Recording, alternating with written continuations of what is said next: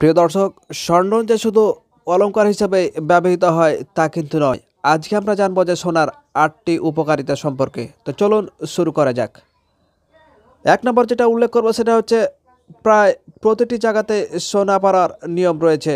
মহিলারা সোনা পরেন, কিন্তু বিশেষজ্ঞদের কথায় পুরুষ মহিলা সবাই যদি সোনা পরেন তাহলে তারা ঐশ্বরিক শান্তির অধিকারী হতে পারবেন।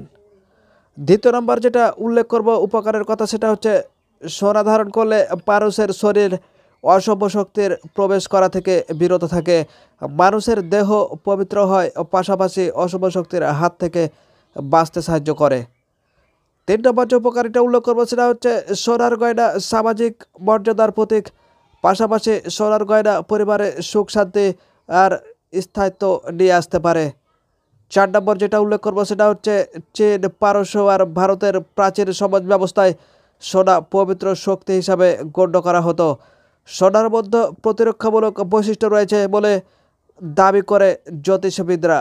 ৫ নম্বর যেটা উল্লেখ করবো সেটা হচ্ছে সোনার সঙ্গে প্রত্যেকটি গ্রহের সম্পর্ক রয়েছে, তবে সোনার সঙ্গে মূলত যোগ রয়েছে বৃহস্পতির, তাই সোনা সাধারণত বৃহস্পতিকে তুষ্ট করা যায়।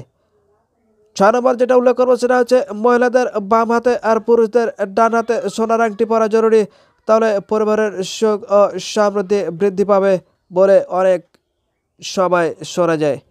৭ নম্বর যেটা উল্লেখ করবো সেটা হচ্ছে জ্যোতিষ মতে সোনা পড়লে মহিলারা তুলনামূলকভাবে অনেকটাই নিরোগ হয়ে যায়, তাই প্রত্যেক মহিলারই সাধ্যের মধ্যে সোনা পরা জরুরি। ৮ নম্বর যেটা উল্লেখ করবো সেটা হচ্ছে পড়ুয়াদের ক্ষেত্রে সোনা মনোযোগ সংযোগ বাড়ায়।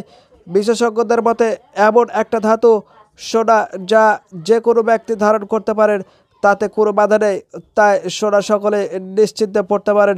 তবে সোনা পরার কতগুলো নিয়ম রয়েছে, নিয়মগুলি পালন করে যদি সোনা পরেন তাহলে অনেক সুফলে পাওয়া যাবে। তবে মুসলমানদের ক্ষেত্রে আরও বিশেষ কিছু নিয়ম রয়েছে, যে কতটুকু সোনা পড়তে পারবেন সেটা অনুযায়ী কিন্তু আপনারা স্বর্ণগুলো পড়তে পারেন।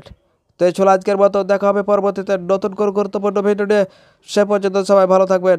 আল্লাহ হাফেজ।